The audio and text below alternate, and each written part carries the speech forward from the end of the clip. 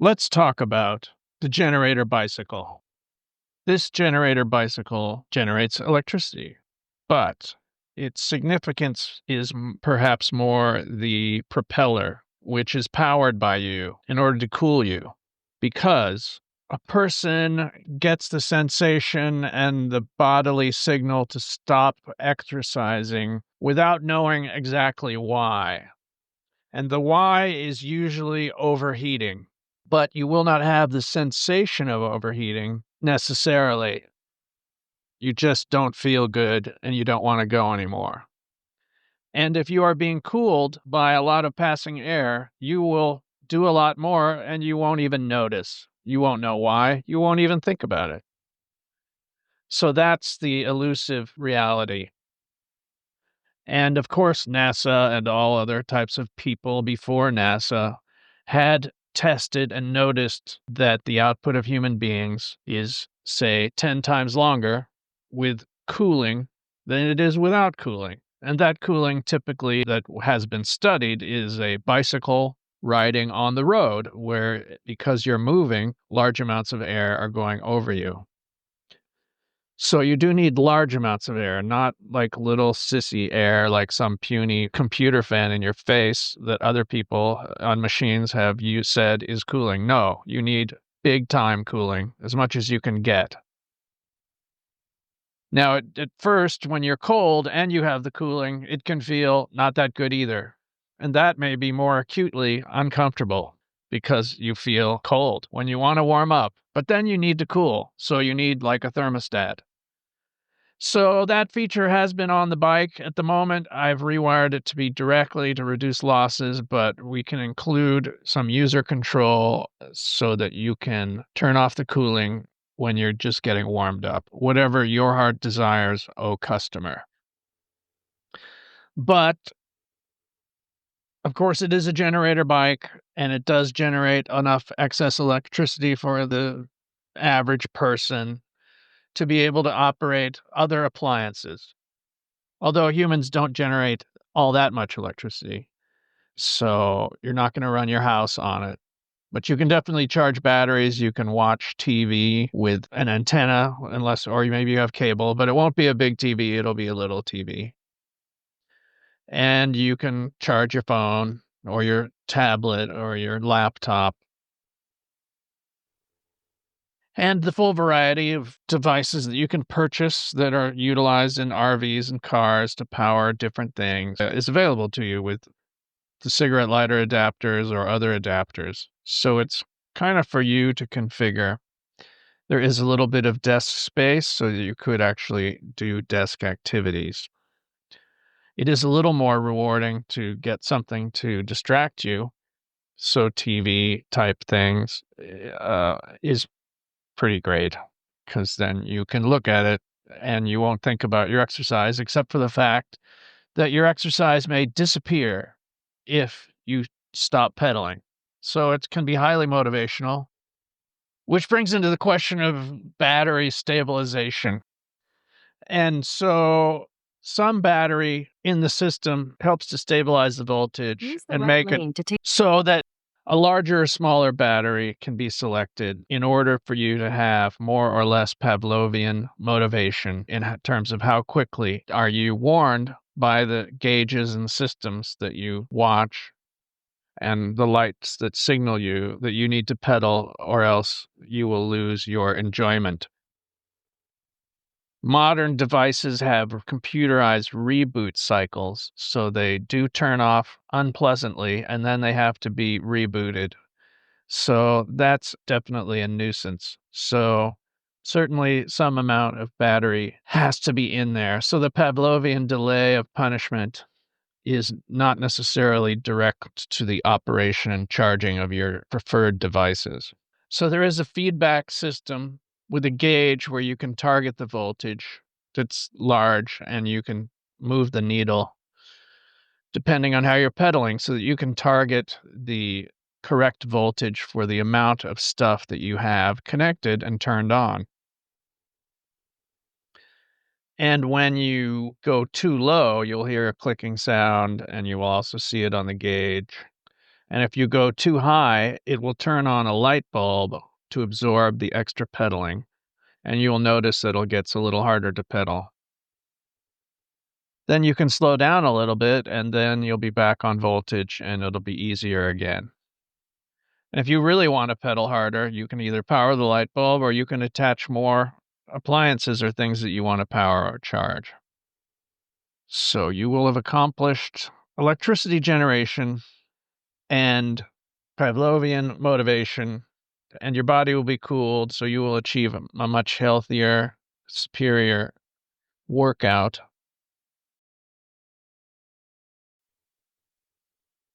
Are 99% of all stationary exercise machines a mistake? Are they a waste of time? Perhaps yes, because if you do not have the cooling, you will feel like stopping and you will do 1/10 of the amount of exercise that you could have done.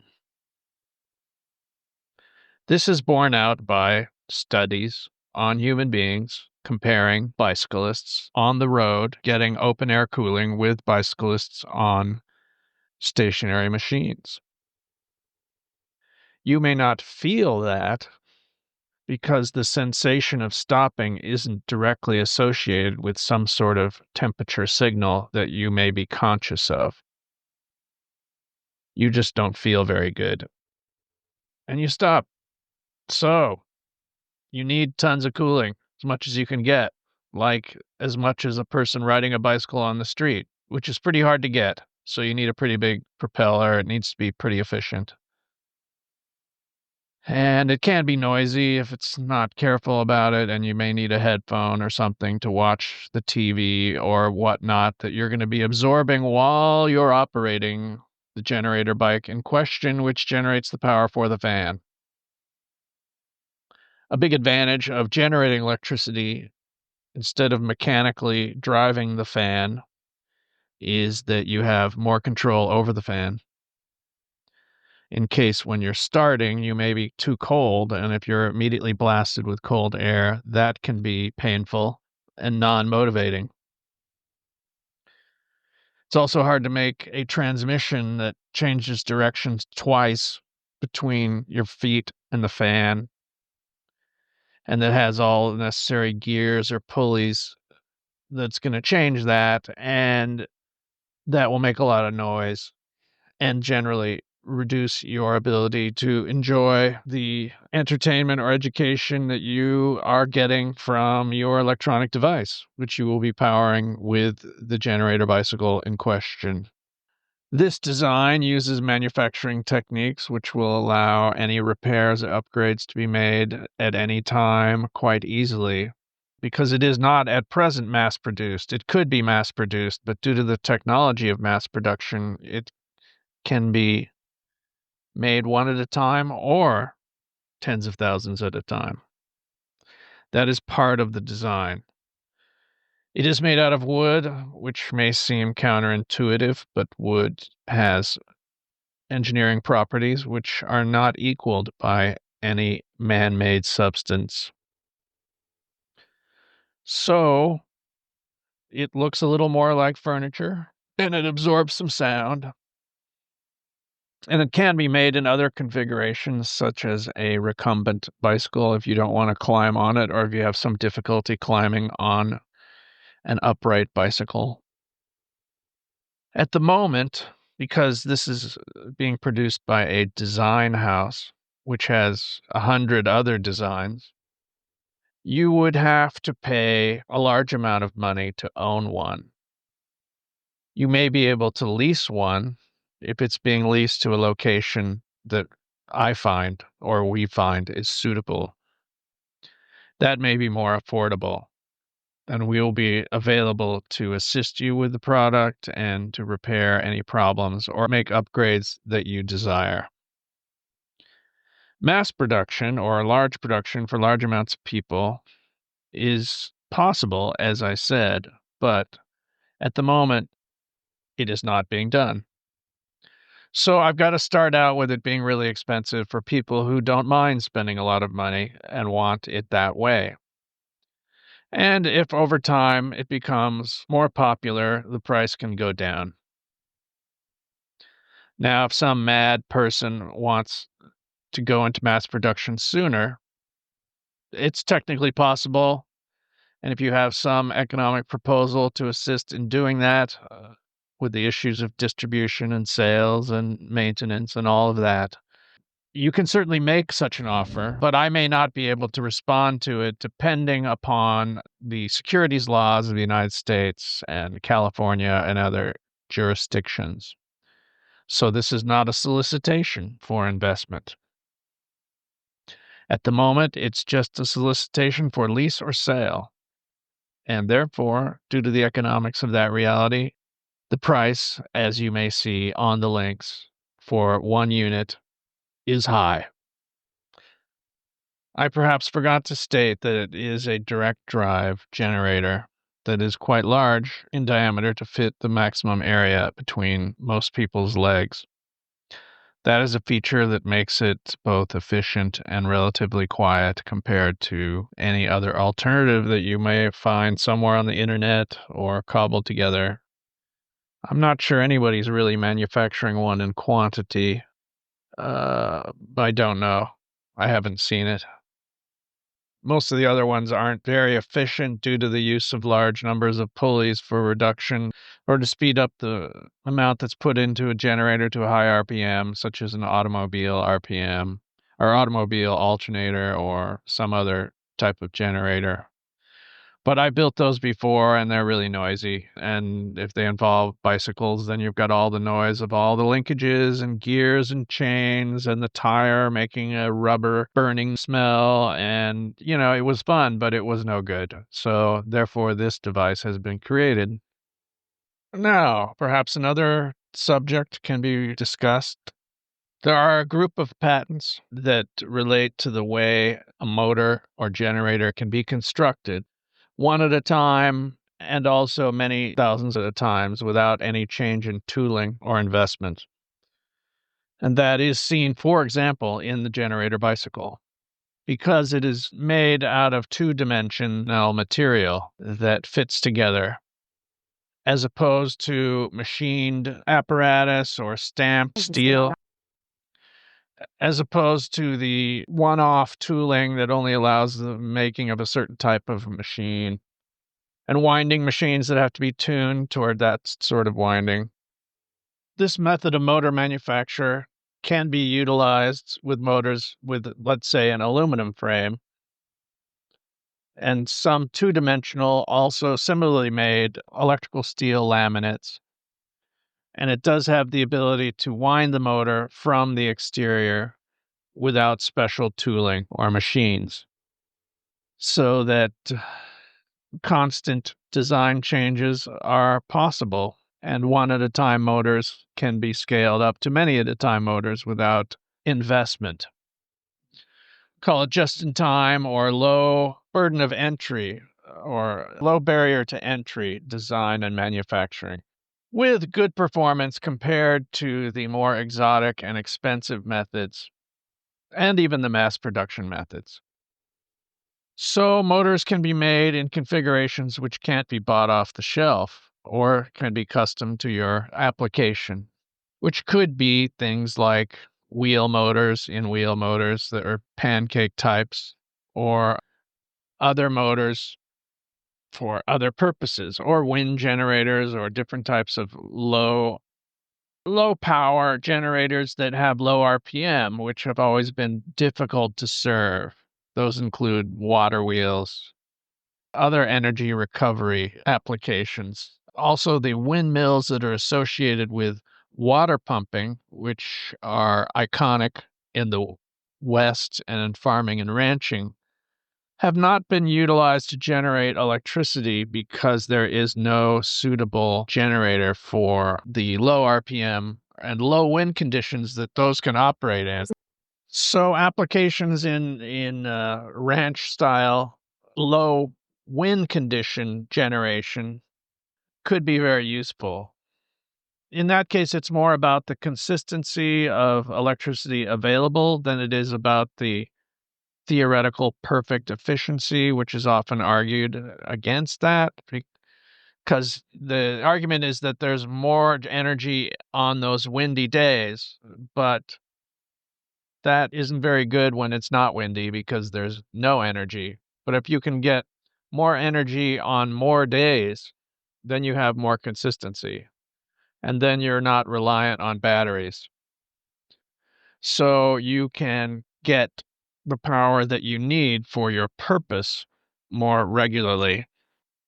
So, as usual, it's an argument that depends on your feelings about batteries.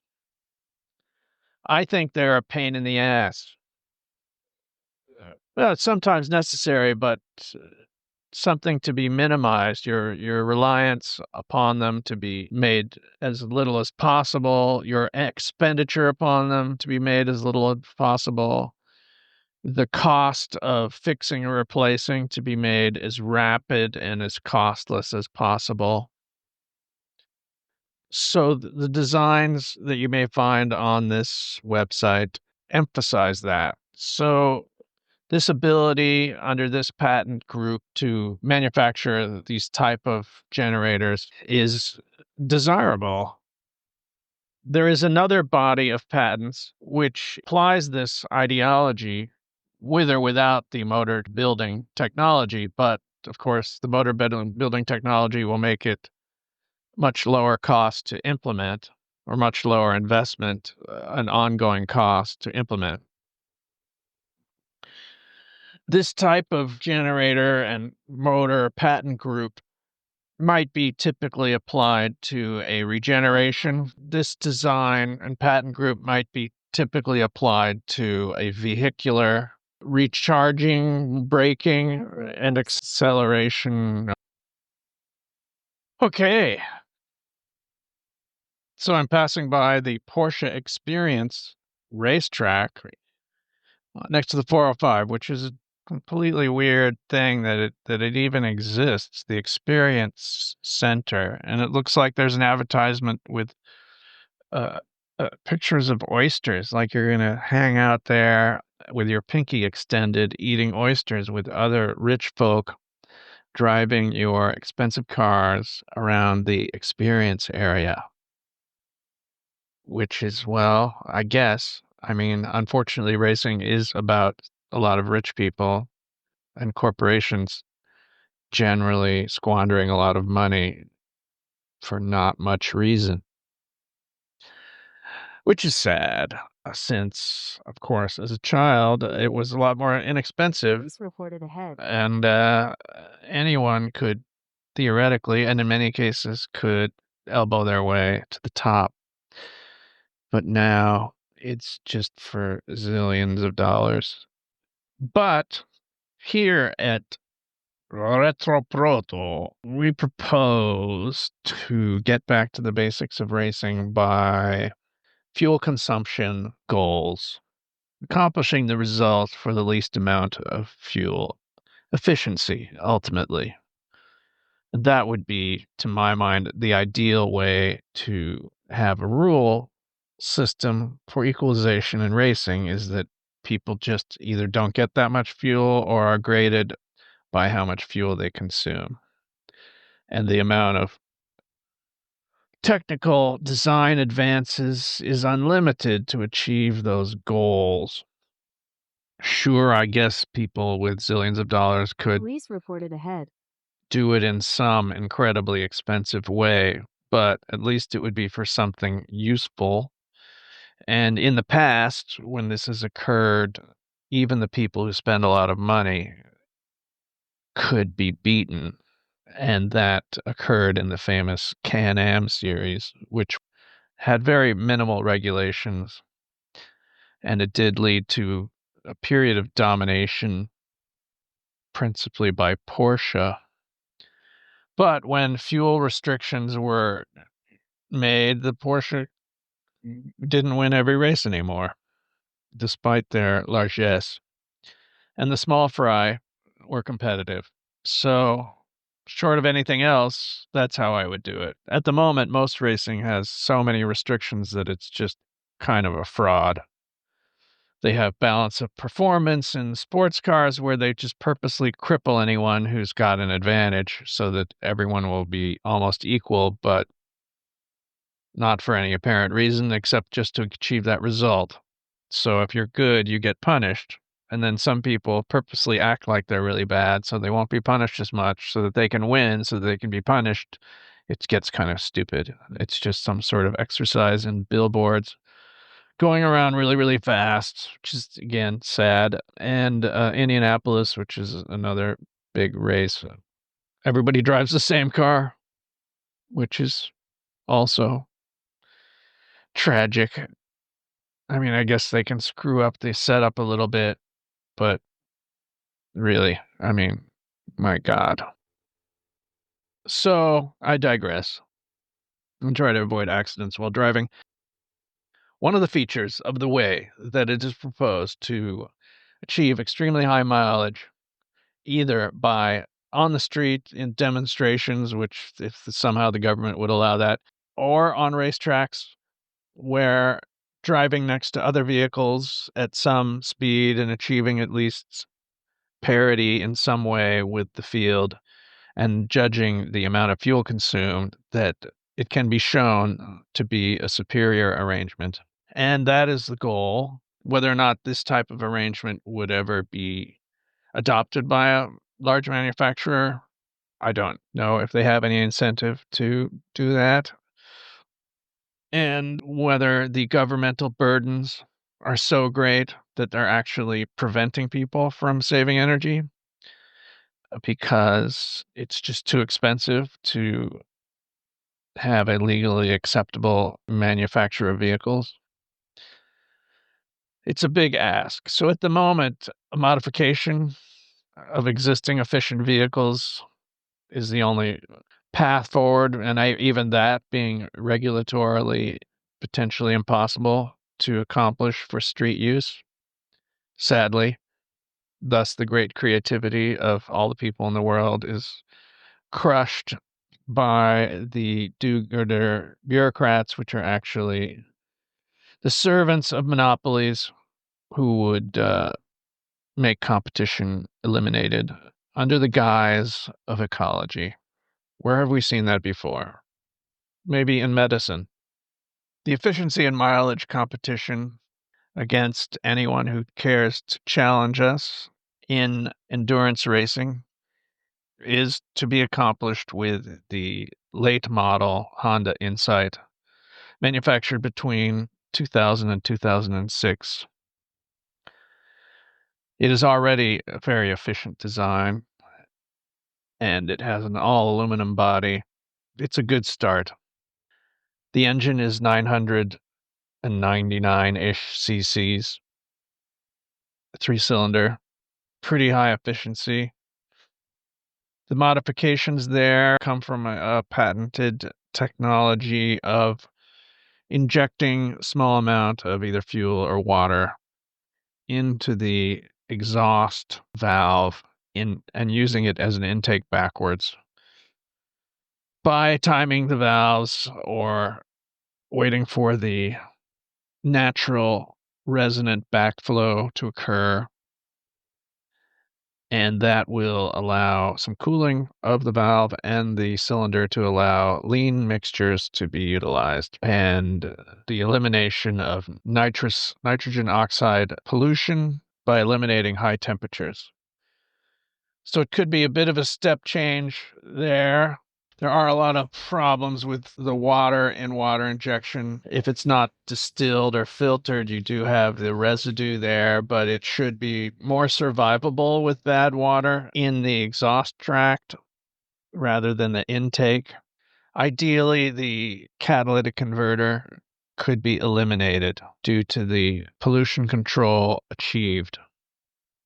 This would be wonderful because then your catalytic converter could not be stolen. You would no longer have a catalytic converter to be stolen, and you wouldn't have to pay for it in the first place.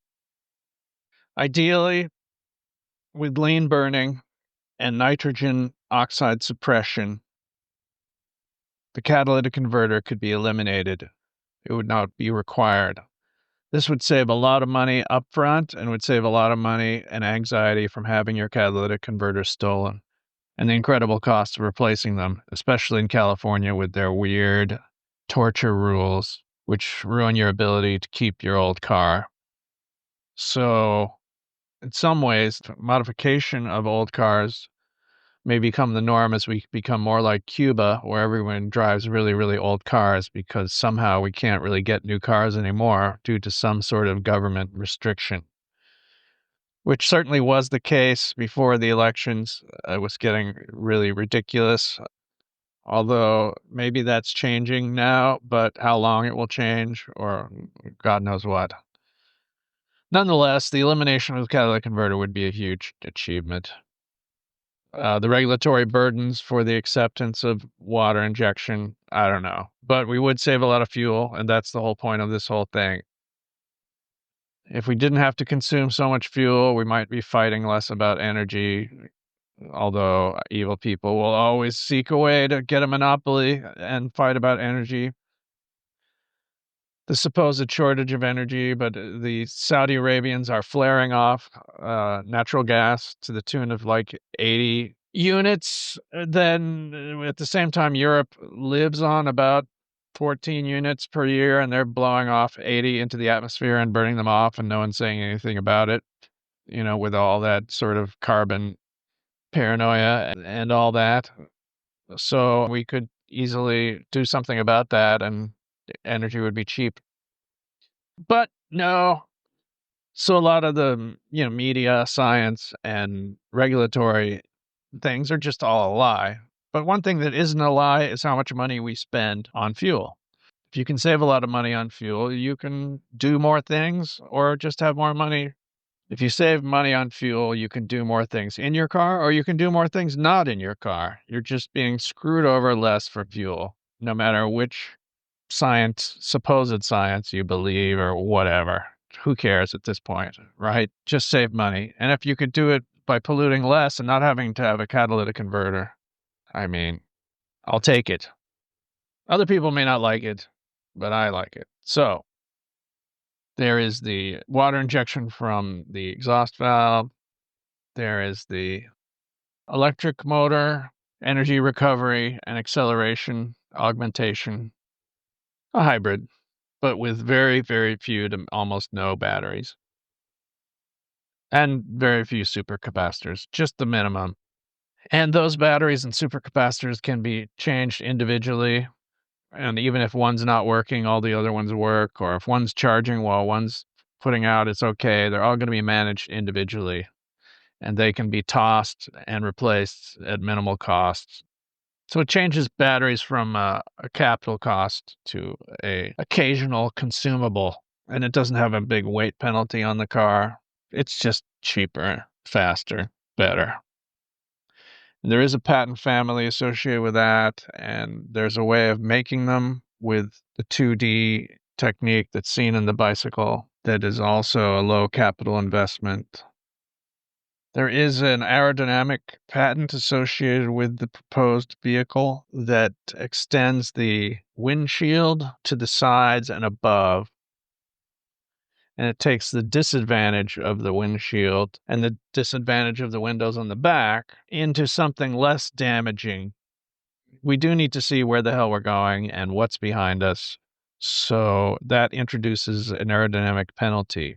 But by extending the edges, we create a wing that hides the rear view mirrors and some crash structure, and it creates downforce. It basically pushes you into the ground the faster you go, which is an increase in safety. Whereas with the present condition of vehicles, the faster you go, the more lift you get. So you're actually taking off like an airplane. That's because you need to see out of the windows and they end up being shaped the wrong way, which is sad, but also, dangerous. So with this odd change, you translate the bad thing into a good thing.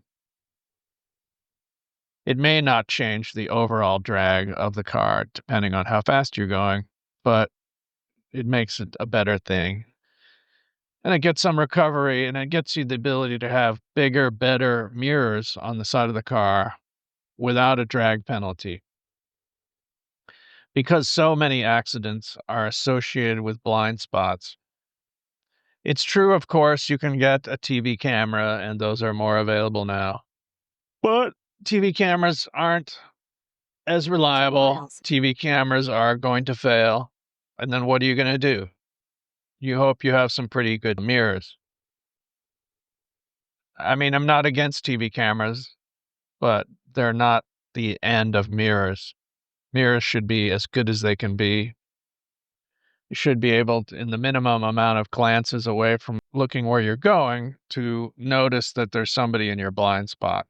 And I think that's done very poorly in present day vehicles, which is sad considering how long they've been at this, that we still have really lousy blind spot vision. And a lot of the new designs make it even worse with whatever art college student center of design little sketches they make of what they consider racy lately.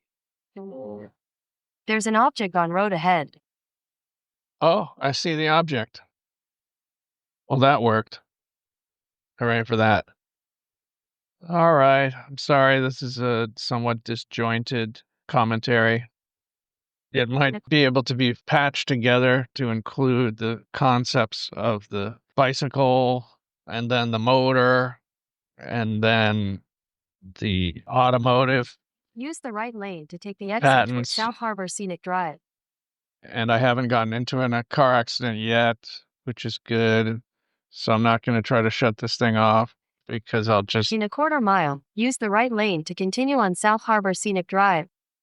This part of the freeway is totally confusing, and I've turned the wrong way every possible way. Use the right lane to continue on South Harbor Scenic Drive. What are you talking about? It's nice to have these huge trucks in your blind spot just for an additional fear and loathing. Use the middle lane to take the exit toward Queen Mary. Then you will arrive at your destination. I don't understand.